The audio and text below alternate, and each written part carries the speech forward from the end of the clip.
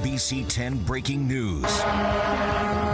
Right now at 4, heartbroken and homeless. A massive fire forces 140 seniors out into the cold early this morning. I was envisioning elderly people burning in their beds. It was because it was so massive before any fire came, any rescue came. Volunteers and rescue crews wrapping them in blankets and carrying them to safety. Just sad because this is their home and their families are scared and it's just sad. As investigators work to find out what sparked the flames, a new effort to help some of our area's most vulnerable right before the holiday.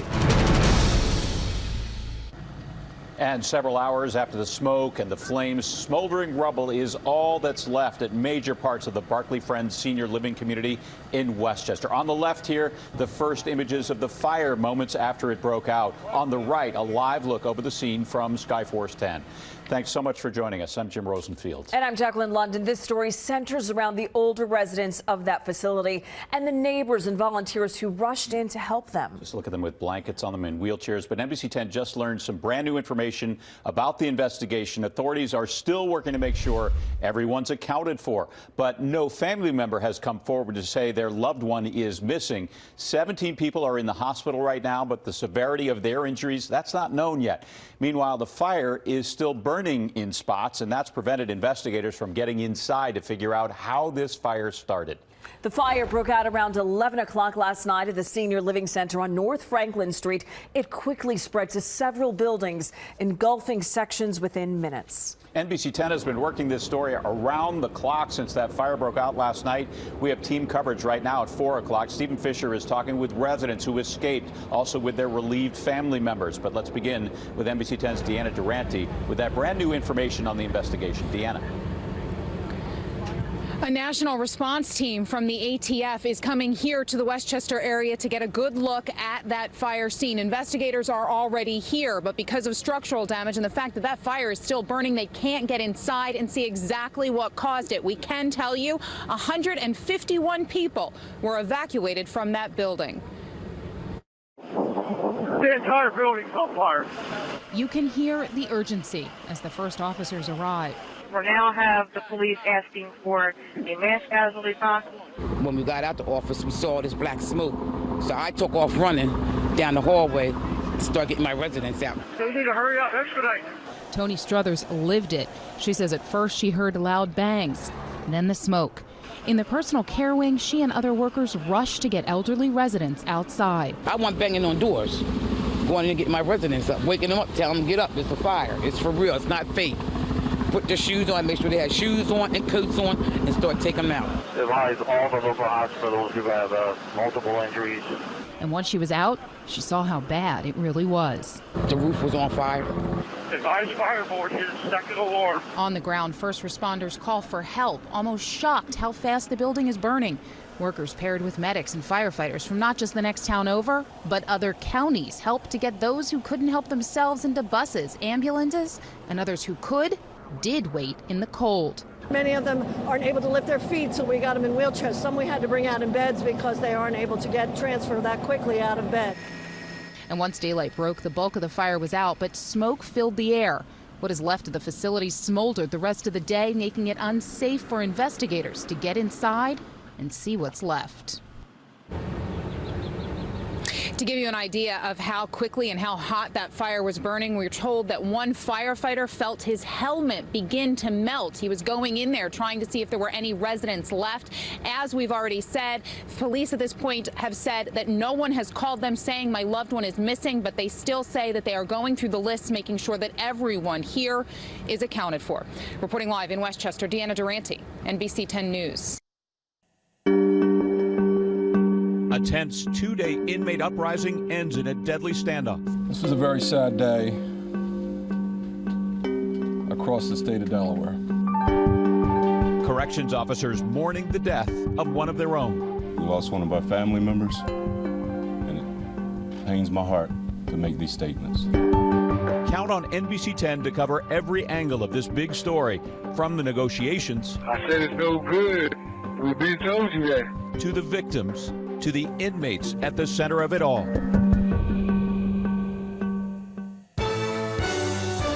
NBC 10 breaking news. And I'm Jim Rosenfield, live from Smyrna, Delaware at the James T. Vaughn Correctional Center. Today we have learned several new developments about the hostage situation that ended in this deadly standoff. Here's what we know right now at this hour. The hostage situation ended around 5 this morning when officers stormed the prison. Sergeant Stephen Floyd was found at that point and pronounced dead minutes later. And we just learned Sergeant Floyd tried to warn other corrections officers that the inmates had set a trap and that they should get out. And we also just found out he leaves behind a wife and 3 children. NBC 10 has a team of reporters across Delaware working every angle of this big story. Let's begin with NBC 10 Delaware Bureau reporter Tim Furlong. Tim, as Governor Carney said earlier today, a very sad day for the first state.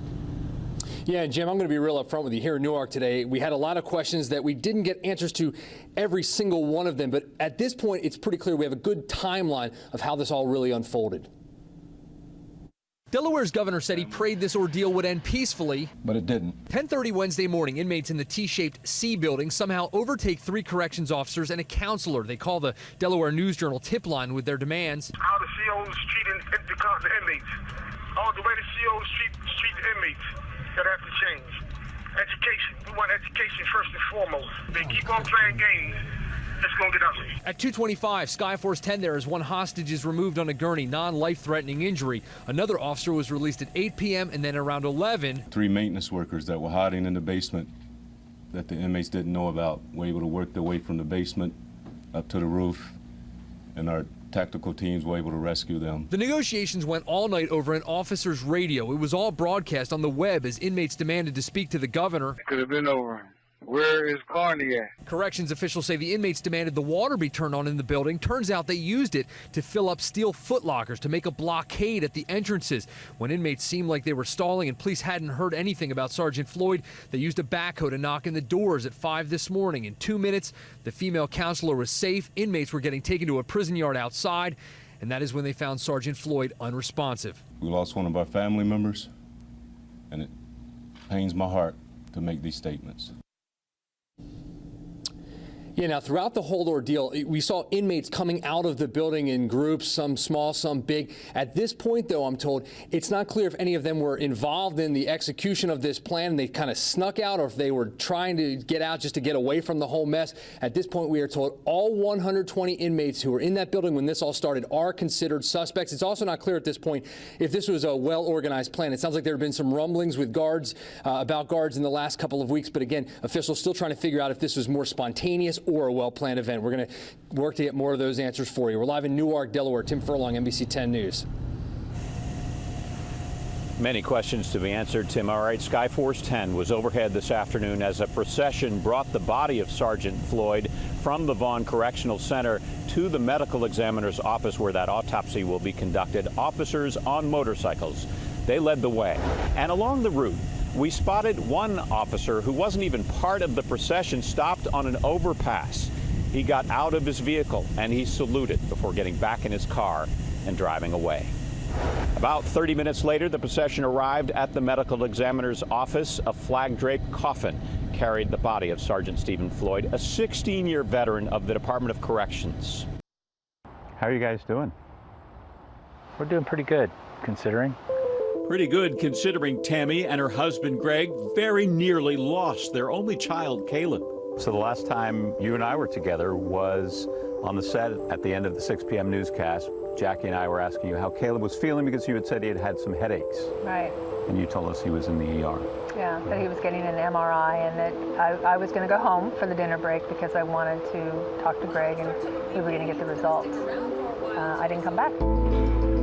Instead, Tammy raced to Philly International to fly to Chicago, where she and Greg were still in the midst of packing up for the final move to a new house in Philadelphia.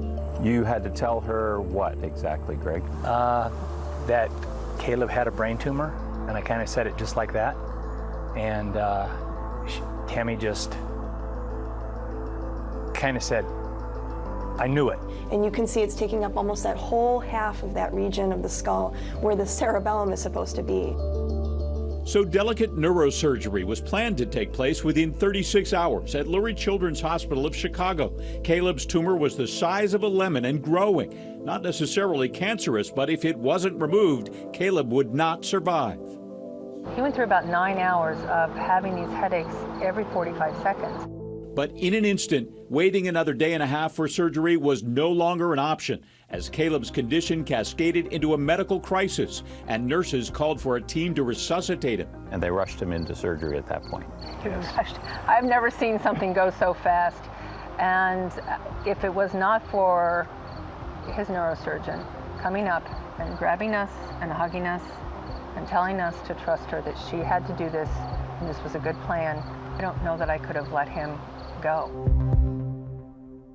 Caleb, how are you? It's good to see you, buddy. A mere 5 weeks later, fantastic results. Take a quick peek at the back here where we did our work.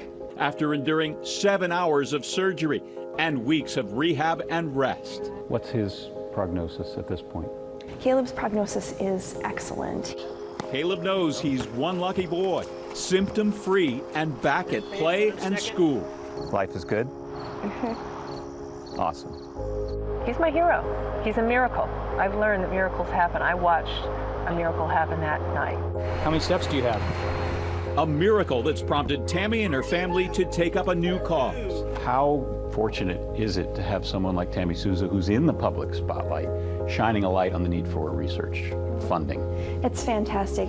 Like colleagues at Children's Hospital of Philadelphia, Dr. Saratzis does research into childhood brain tumors.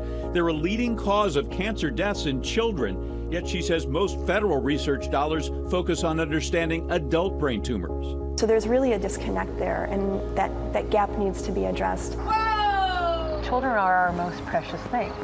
We have them because we want joy. We want to bring a good person into this world. So why not invest in that? And so that's our new platform now. It resets your life. What is really important? What do you really need? Yeah. And every day is the best day because he's here. What a precious, precious little boy. Can't imagine the nightmare. How is he feeling? Oh, he just continues to amaze us. He is doing so well. Right now at 11, how to digitally disappear. Our information is at risk every single day because of hackers and identity thieves. And you probably don't even realize how much of it is already out there. NBC 10's Drew Smith shows us how easy it is to find and also how you can get off the grid.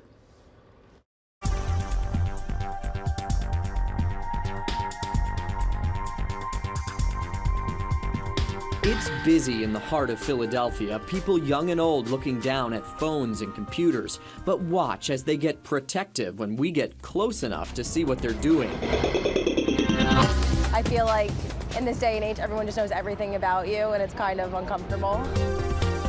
People want their privacy, but they put so much of their lives out for public consumption. There are people who stalk you, and I have been stalked. I have been found in a location. They're like, well, you posted where you were. We went to Matt Barnett at BTV Security to ask if it's possible to digitally disappear. You can certainly minimize the amount of information that you put out there. You can opt out of services like white pages and max out privacy controls on social media, but you need to know more. What your risk level is and what information people could use to target you for attacks. So to see how much of my information is out there, we're going to use just my phone number and take 5 minutes to see what we can find. Is that your Facebook display name? Yes. So it found a profile for you.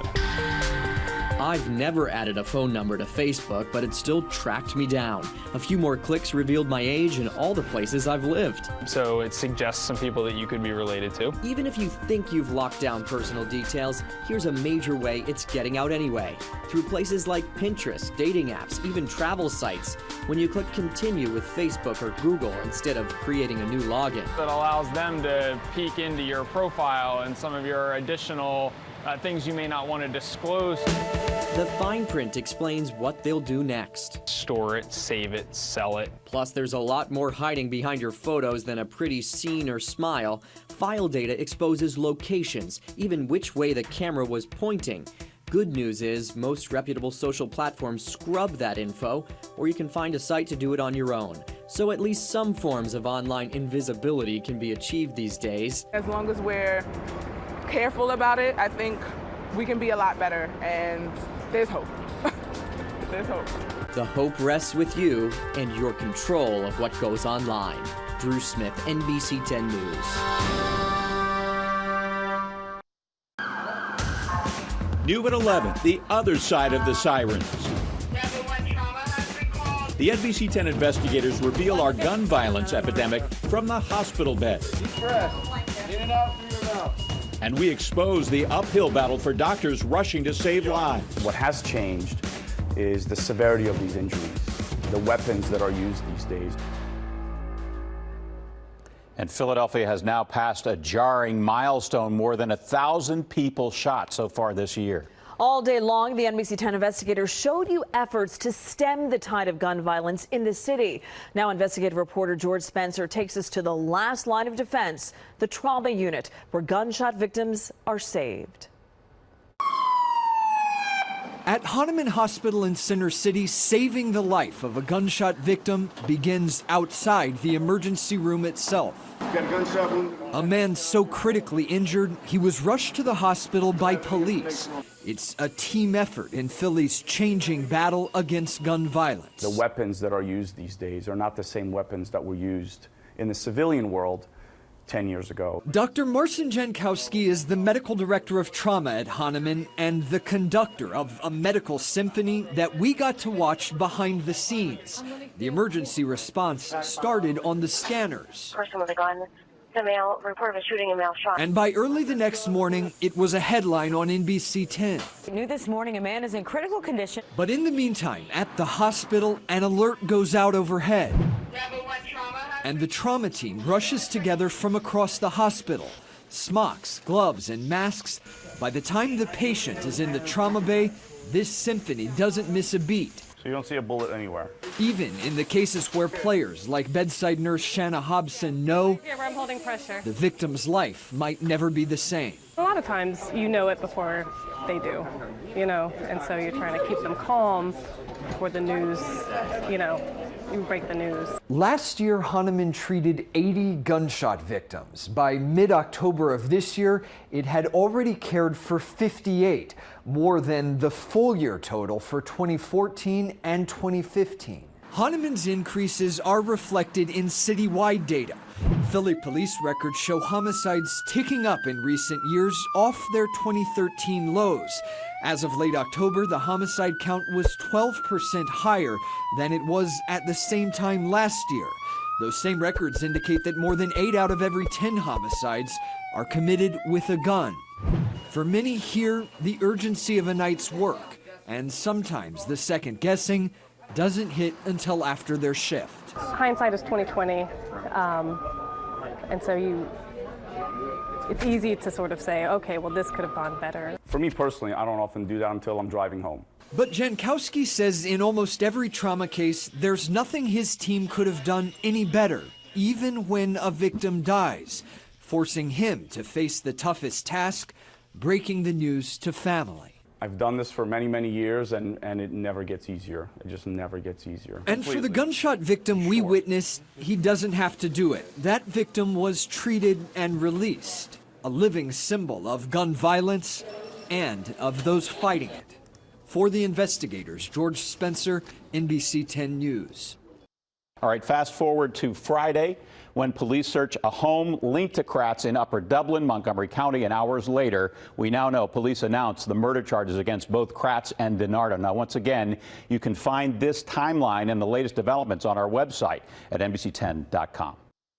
You can check your local hospital's emergency wait times right now on NBC10.com. We have uploaded information on every hospital in Pennsylvania, New Jersey, and Delaware.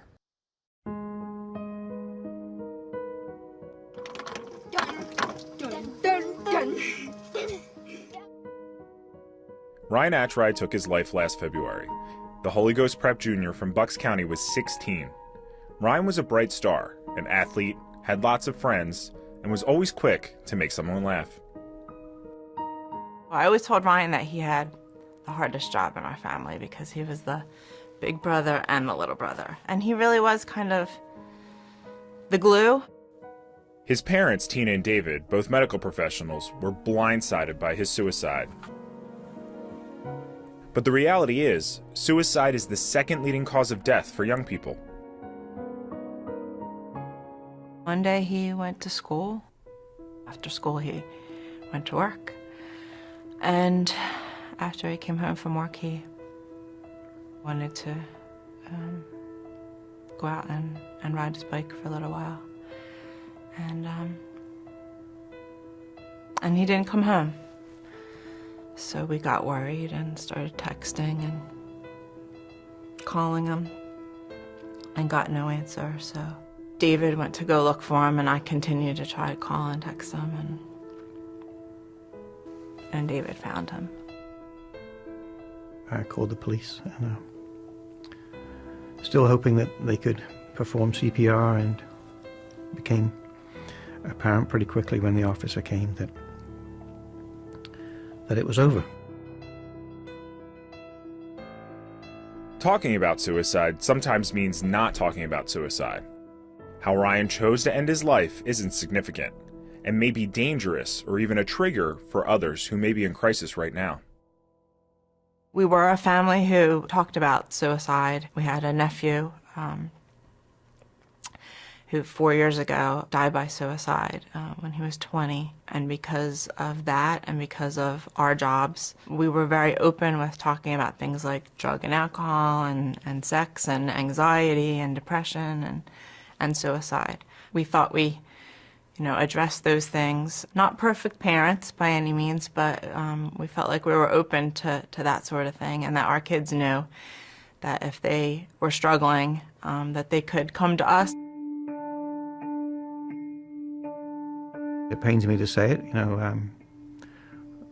much as I'm trying to, in a sense, accept his decision, it was a terrible mistake. Whatever it was he was struggling with that night, it would have gone away. It wasn't the end of the world.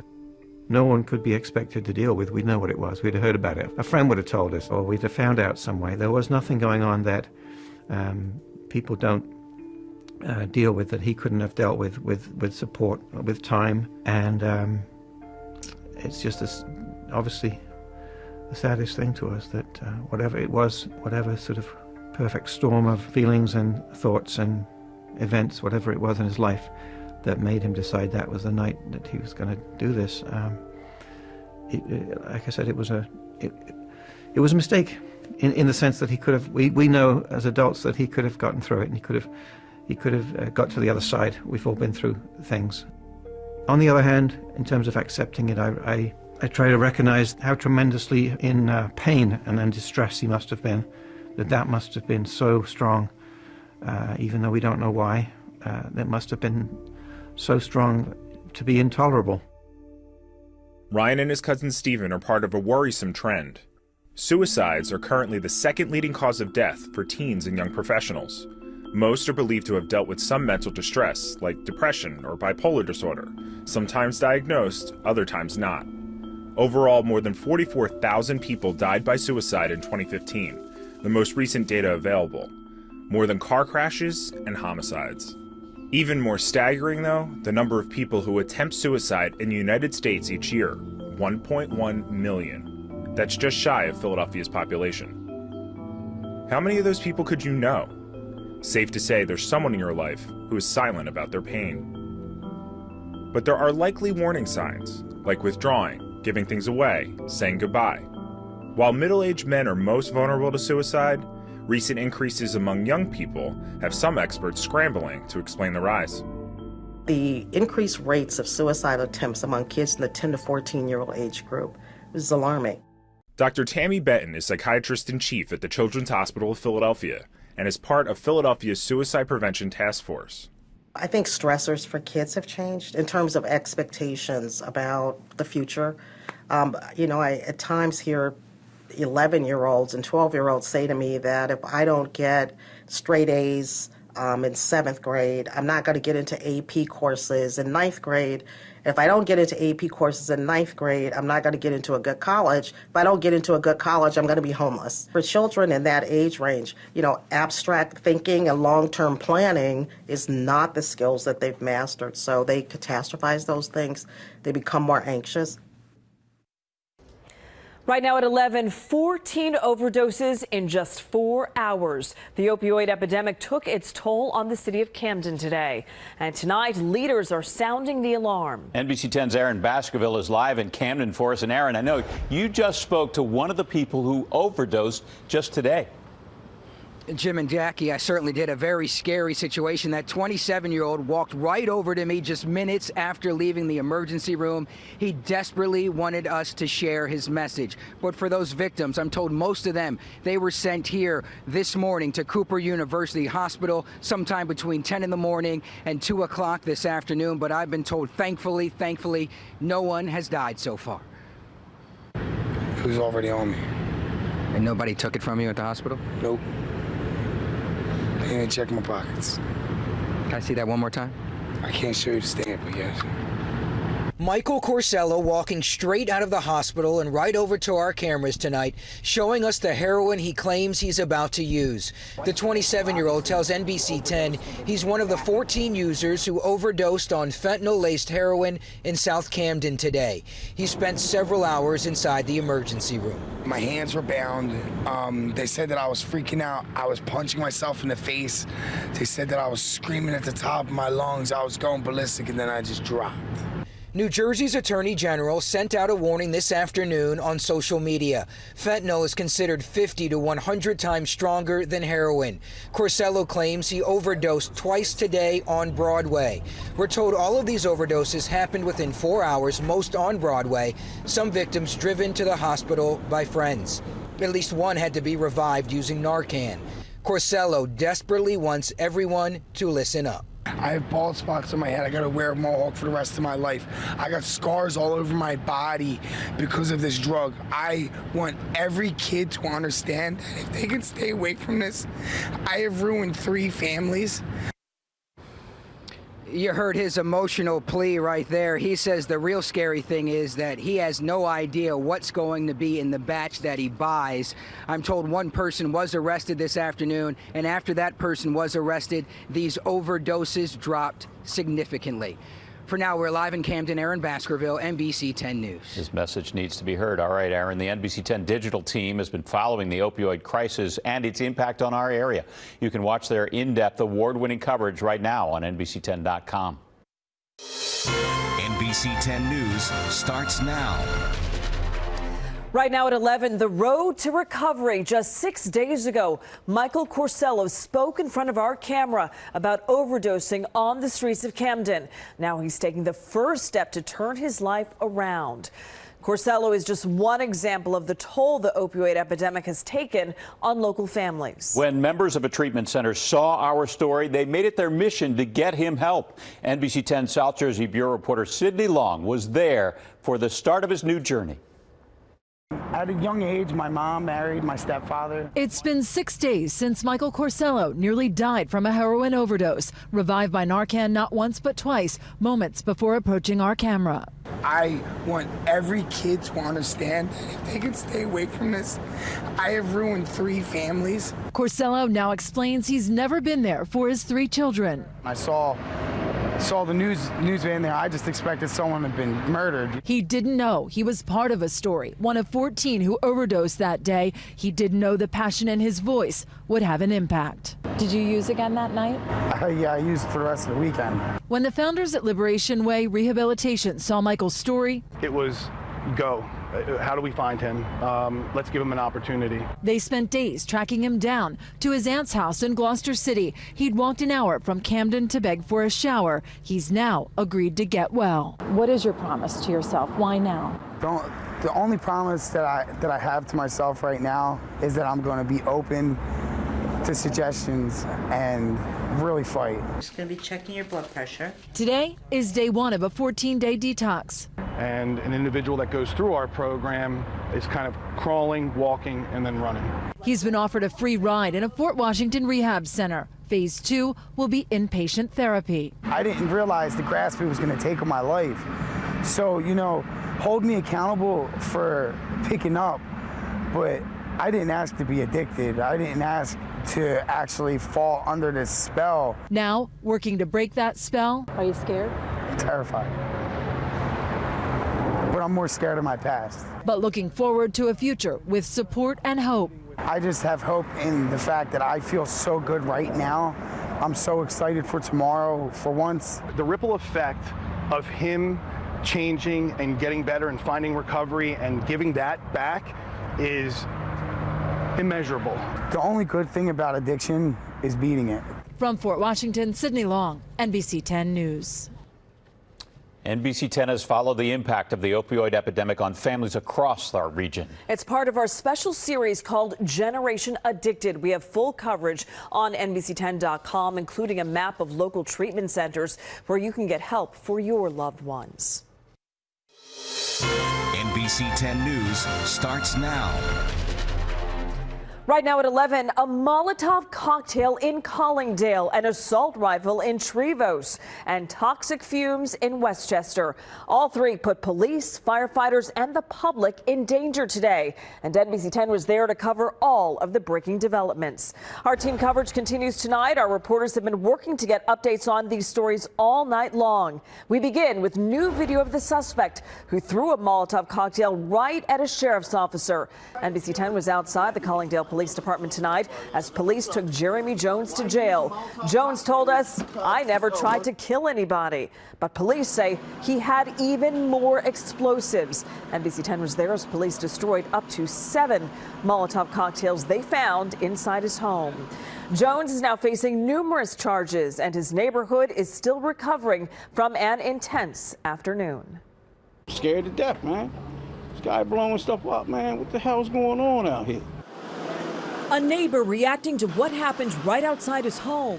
Skyforce 10 shows police in Collingdale, Delaware County, zeroing in on a barricade situation at 75 McDade Boulevard. Police trying to serve a warrant for a probation violation when the wanted man had another idea. Guy threw a bomb out, burned the cop real bad. As I approached the property, the male opened the door and threw out a Molotov cocktail, striking one of the Delaware County sheriffs in his lower leg and his left leg and his lower area of his crotch. After that, police say the suspect, Jeremy Jones, seen here, barricaded himself in his home. Made phone contact for a good hour and 15 minutes on the phone. He was asking for everything underneath the sun. Wanted us to come to the door, wanted us to back away. We weren't doing that. After more than an hour, the suspect finally surrendered. When authorities went inside his home, they say they found even more explosives. They found anywhere from 5 to 7 more what they believe to be Molotov cocktails in a ready position to go, to be lit and thrown.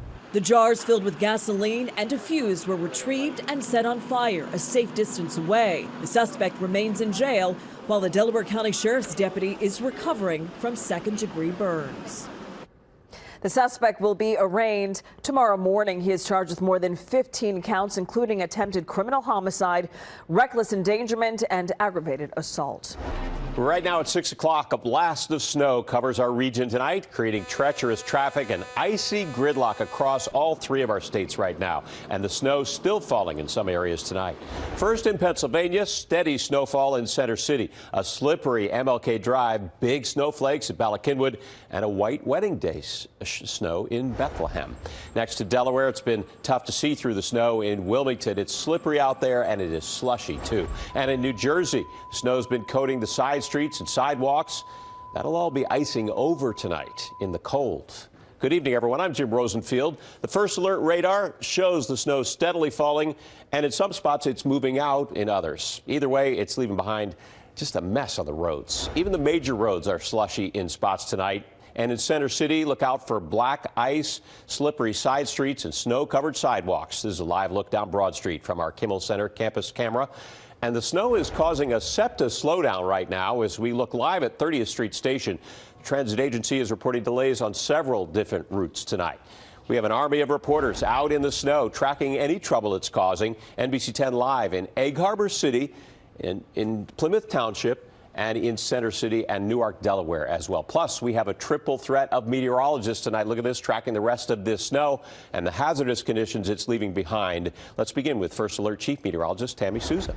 Well, Jim, we still have hours to go for some of the area. If you're in South Jersey, Delaware, you're going to be looking at least another hour or two of this snow. But if you are in Philadelphia, we'll be clearing in the next 30 minutes. The same for the Pennsylvania suburbs, also up into the Lehigh Valley.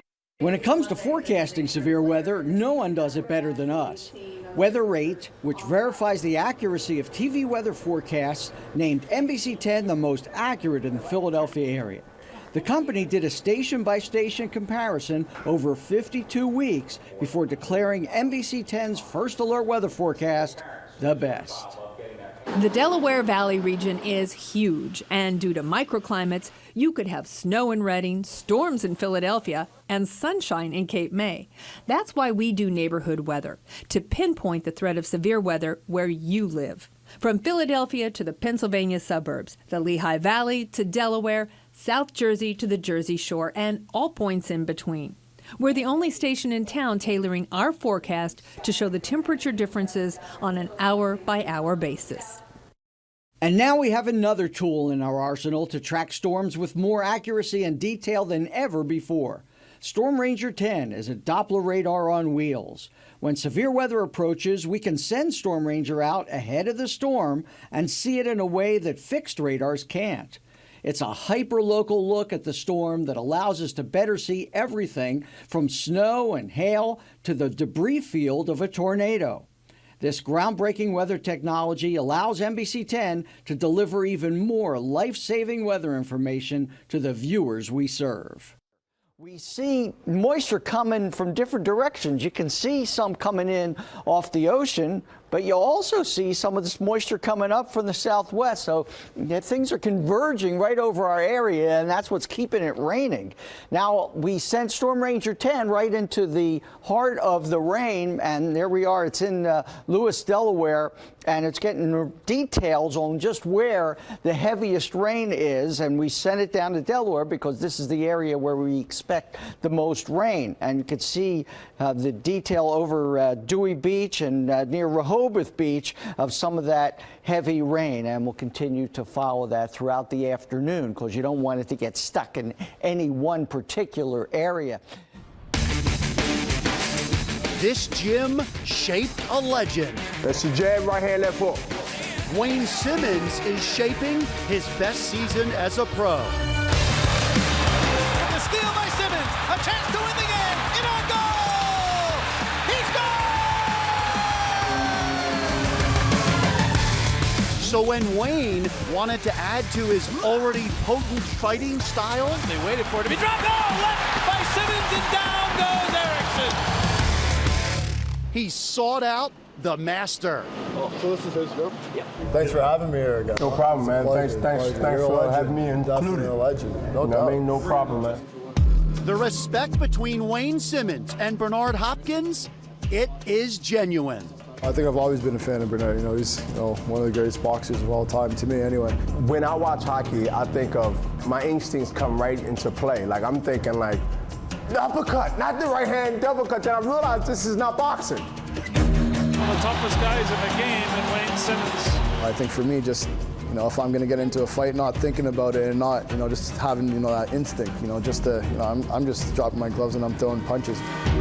You actually have to dominate your opponent, whether it's a team or whether it's one-on-one combat. B-Hop brought Wayne into the ring, and our cameras caught the action from every angle. Jab. Two jabs. Two jabs, right hand. Double right hand.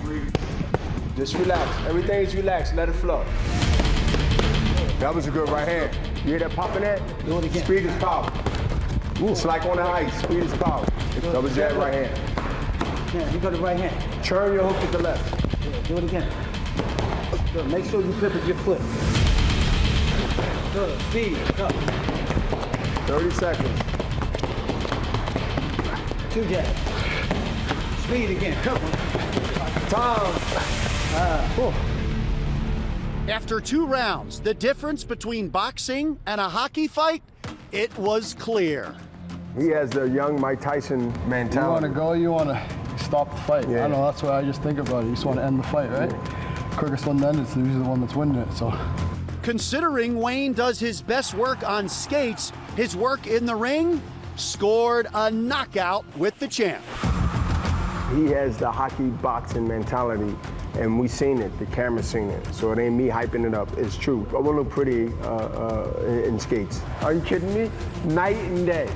He wins hands down. And listen, don't put me in front of the goal, because I don't want to be blocking a goal, a ball, a puck. This is how you dodge a puck.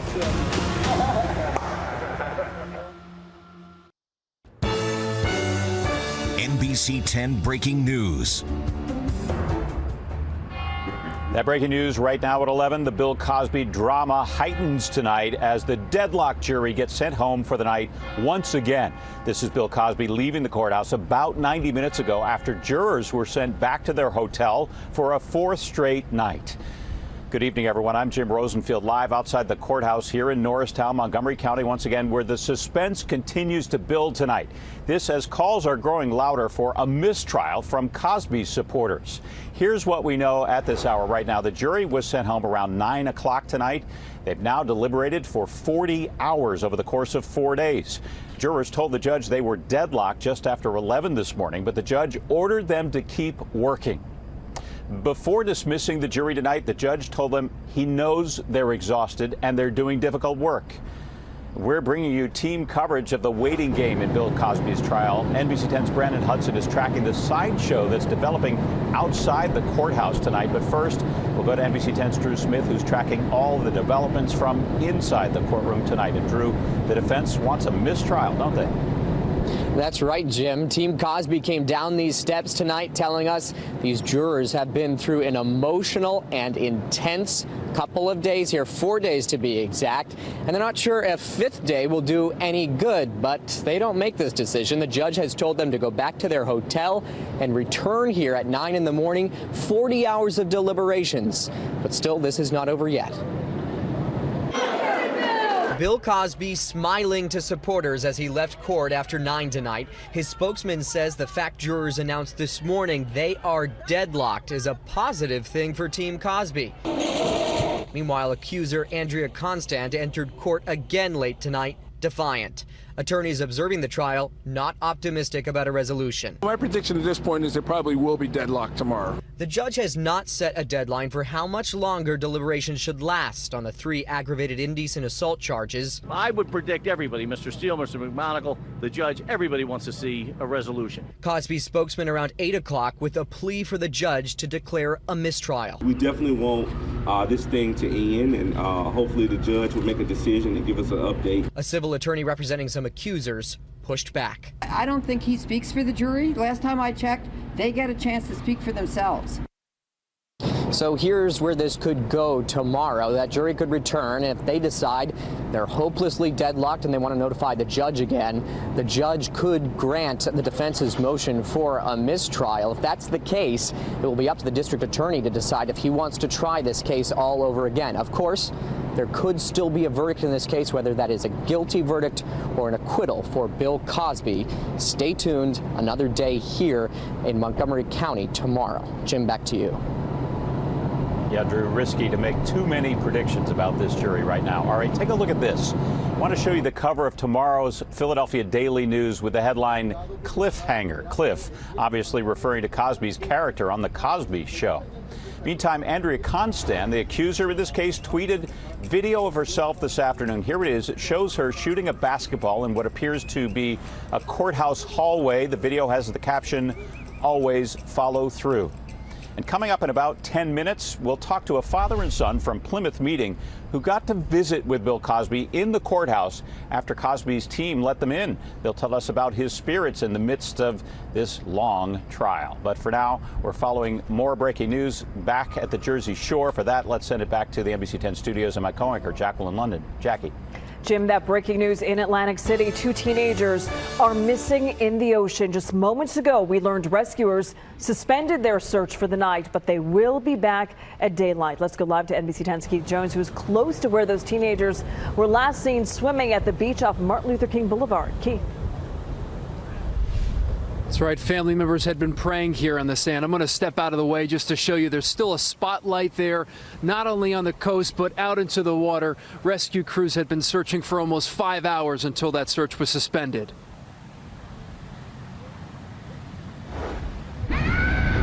Family fainting, their world upside down. 2 teens missing since 6:30, crews in the water minutes later. A Coast Guard helicopter cutting through the sky. A quad on the sand, dozens of police and lifeguards on the shore while onlookers watch in horror. This is tragic. I mean, it's scary. There's so many currents and then they pull you in and then you're just stuck. We talked with Atlantic City's mayor, who says the surf was rough at the time and the teens weren't related. For family and vacationers, it's a terrifying emergency on the eve of Father's Day weekend. I have 2 boys, 14 and 16, and the fact that you can be swept away so easily, that you have no power over, you know, the strength of the ocean. And visitors to Atlantic City here on the boardwalk continue to come up to us. They continue to wonder what happened here behind us. The search has been suspended tonight. Rescue crews say they're going to resume first thing tomorrow morning. Live at Atlantic City, Keith Jones, NBC 10 News. In Washington, D.C., Republicans and Democrats played as one team tonight in honor of their colleague who was shot on a baseball field.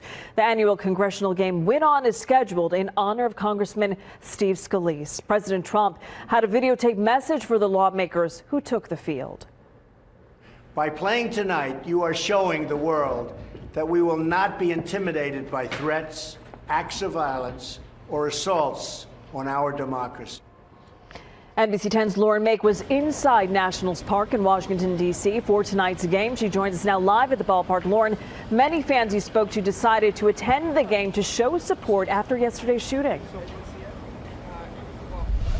Yeah, Jacqueline, the crowd here included members of Congress, people who work on Capitol Hill, and people who just live in the area, including in Alexandria, Virginia, where this shooting happened. Now, security here was tight at the ballpark for a game that had special meaning. Let's play ball. From the president to the players, a different kind of baseball game. Republicans and Democrats in uniforms of their own choosing, taking the field and at one point taking a knee, gathering the day after a gunman attacked the Republican team, leaving members of Congress shaken. If we don't play the game, when would we play it? I think everybody wants to play, so we're going to play. We're going to pray for them. The game taking on new meaning, and not just to Washington lawmakers. We were real excited about, just kind of showing support. And so last night, got on my phone real quick and said, $15 tickets, why not? Let's go. So you weren't planning on coming? No, not beforehand. Drawing spectators who wanted to show support. Their daycare is right next to the field, and one of our friends was at the field yesterday, and so we are here to support him and his colleagues, regardless of their political affiliation. We were there as 2 Philly area members of Congress, Republican Brian Fitzpatrick and Democrat Dwight Evans, got ready to head into the game together. What do you want to get out of tonight? Well, I hope that, it's just not tonight that we work together and we understand, not talking about Brian and I, but collectively. They sat side by side. Inside the stadium, cheers not just for players and teams, but for other heroes. Like Capitol Police Officer David Bailey, injured in this week's shooting and here to throw out the first pitch. The signal, it's time to play ball. After the game tonight, I spoke with Congressman Ryan Costello, who played on the Republican team, which lost tonight. But he said one of the things that made him feel better here today was what we just showed you, the police officer throwing out that first pitch. He also told me that his colleagues were talking about the shooting in the dugout tonight, still on their minds. Live in Washington, D.C., I'm Lauren Make, NBC 10 News. And a congressman who is set to play in tonight's game is improving from his gunshot wounds in the hospital. Despite that, Congressman Steve Scalise remains in critical condition after undergoing a second surgery today. New video tonight shows a woman slam an 82-year-old lady to the ground for her purse. You can see the suspects start following the victim in Philadelphia's Mayfair section. Then at the top right of your screen, you can see she pushes the older woman down on the ground, grabs her purse and runs away. The victim is okay. Police are still looking for her attacker. A man is wanted by police tonight for setting a former lover's home on fire with children inside. Philadelphia police say John Copes started a fire at the house along Dara Street Tuesday. 3 adults and 4 kids were rescued from that fire. A gathering on the steps of the Philadelphia Museum of Art in the name of putting an end to gun violence. Hundreds of friends and family members of local gun violence victims filled the steps to take a stand against violence. Mayor Jim Kenney also took part in tonight's rally. We spoke to a local mom whose teenage son was shot to death back in February. My son was murdered in my home, cold-blooded, and I'm praying that justice gets served for my son. Tahira says events like this one help her family continue to heal as her son's case remains unsolved. Up next, the suspense keeps growing here at the Bill Cosby trial. 40 hours of jury deliberation so far. When we come back, we'll compare this case to other big celebrity trials to show you how that stacks up. Brandon. Plus, the sideshow outside the Cosby trial. All new tonight, we talked to father and son spectators who got a special visit with Cosby after hanging out outside today. Plus, almost deadly, a police officer nearly crushed by a passing car. And the Father's Day scorcher, that's right. It's going to come complete with rain. I'll have all those details for you, Dad, when you come back after the break.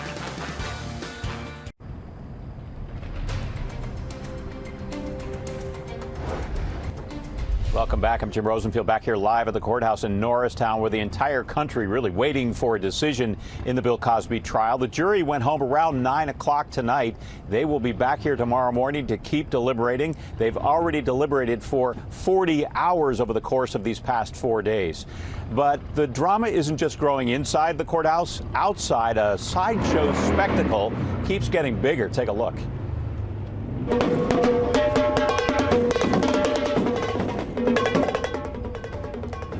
These drummers showed up today, adding to the crowd of people who are on verdict watch here.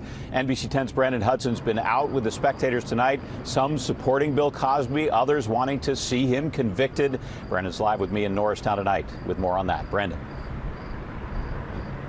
Well, Jim, it's a lot quieter outside the courthouse, quite a contrast to how it was a little more than an hour ago.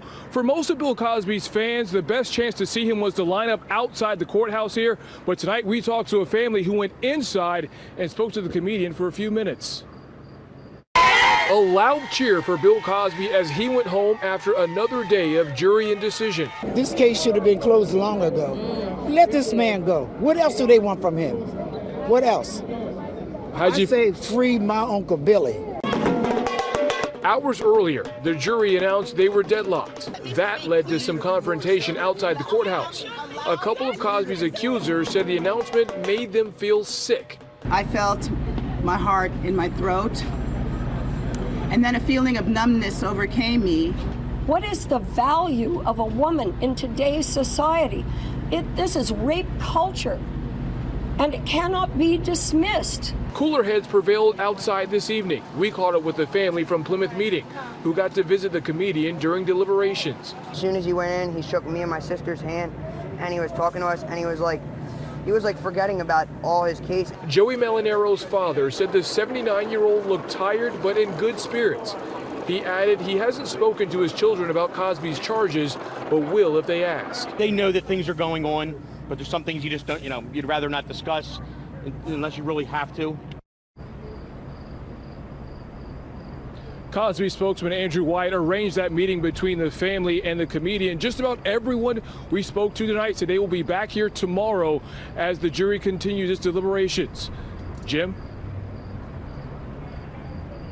More colorful attendees, I'm sure. Brandon, thanks so much. At 40 hours, deliberations here in Norristown have gone on longer than some of the most famous celebrity trials, including Michael Jackson, Martha Stewart, and O.J. Simpson. Took the Simpson jury fewer than 4 hours to reach a verdict in that case.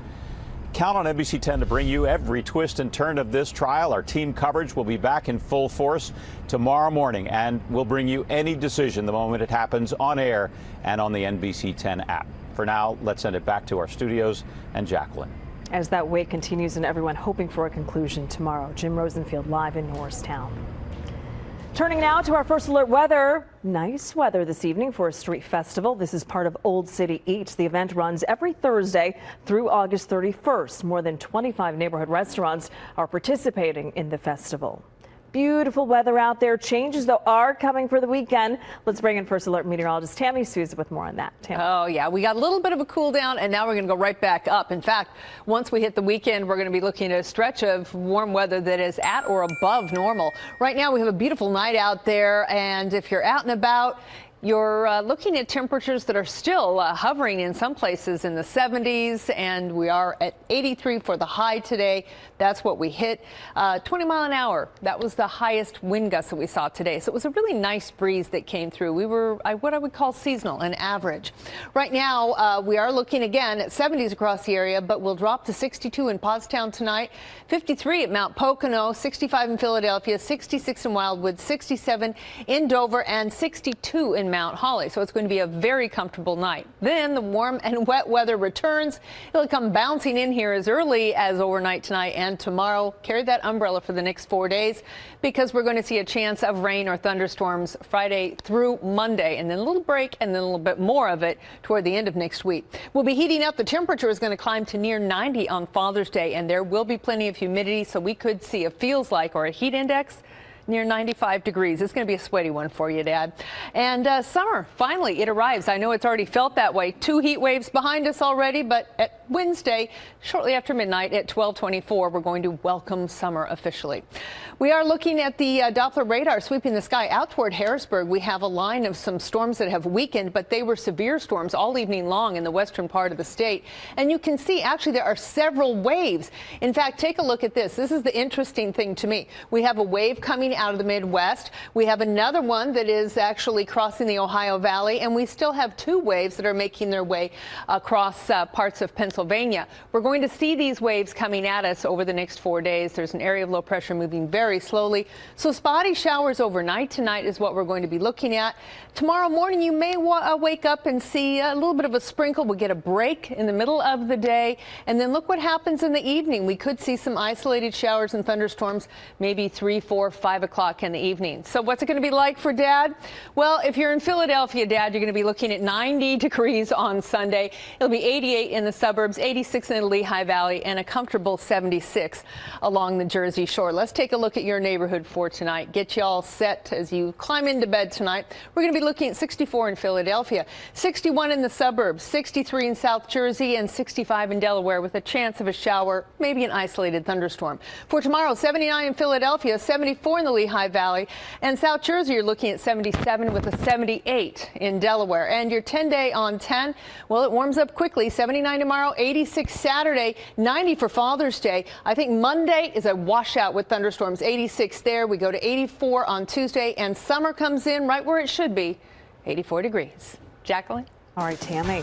Up next, a blimp on fire, terrifying people at a golf tournament. How the pilot managed to escape alive.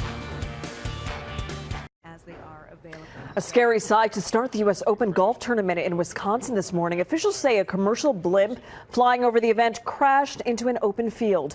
The pilot parachuted out before it hit the ground and burst into flames. The pilot was the only person on board. He sustained serious injuries and burns.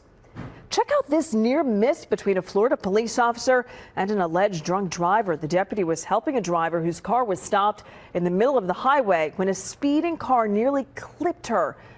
The impact ripped the door off. You can see that happen right there. The driver was arrested. To South Jersey, where a 2-year-old boy and his dog are safe after they were accidentally locked inside a sweltering car. The child's grandmother called 911 after she realized her keys were still inside. State troopers from the Tuckerton station broke a window to free the boy and dog. Both are thankfully doing okay. Hey, the Phillies finally break their 8-game losing streak tonight. We're going to show you who the unlikely heroes were. Carson Wentz has a super message for the Eagles as they break minicamp. We'll take you inside the huddle coming up. This is Sports Desk, brought to you by Xfinity. X1 from Xfinity will change the way you experience TV. Hey, I'm John Clark from CSN. How did the Phillies break their 8-game losing streak tonight? Phil's rookie starter Nick Pivetta goes 7 shutout innings with 9 strikeouts against the Red Sox. Best pitching performance for the Phillies this season. Take a look. In the second, Sox have the bases loaded. Pitcher Chris Sale at the plate. Howie Kendrick, what a play! Just in time, so we stay scoreless. Boston with a runner in scoring position in the 5th. Mookie Betts singles through the hole. Sandy Leon heading home. Daniel Nava got him. Still scoreless. Sale still in for the 8th. Who's going to break the scoreless tie? Ty Kelly, pinch hitting.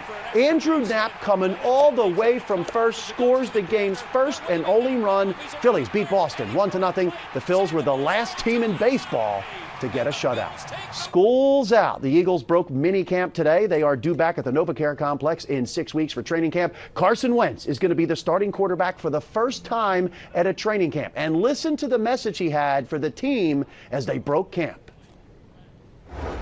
Hey, nice work today. Nice work all spring. Way to work, way to compete and get better every day.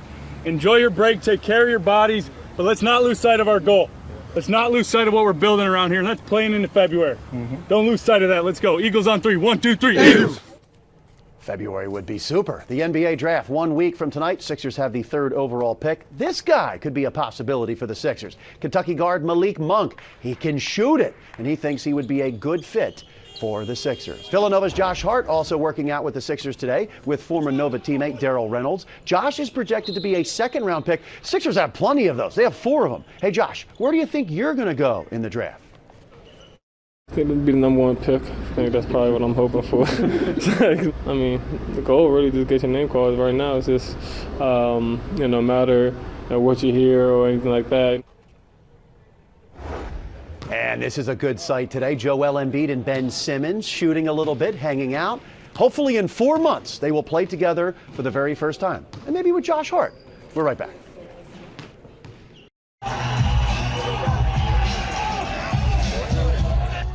The Firefly Music Festival is back for a 6th time in the Woodlands behind the Dover International Speedway. 140 acts include The Weeknd, Chance the Rapper, and Bob Dylan. Going to be a good time. Today, the weather was gorgeous. Oh, it was perfect. It was exactly where it should be. We're going to see right around 79 tomorrow, maybe a few low 80s around the area. We could see a shower or storm popping through between tomorrow and Monday, including Father's Day.